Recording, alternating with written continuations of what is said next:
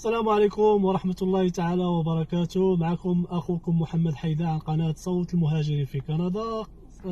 قناة صوت المهاجرين في كندا هي واحد القناة اللي تتعنى بالناس الراغبين في الهجرة إلى كندا.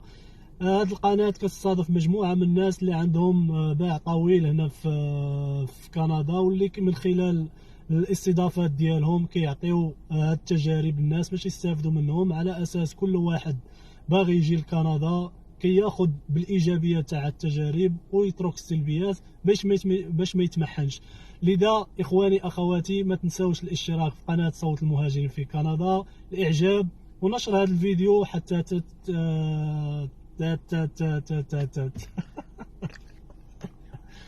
حتى تعم الفائده، دون نسيان الضغط على جرس الجرس ليصلكم جديد القناه. وشكرا لكم.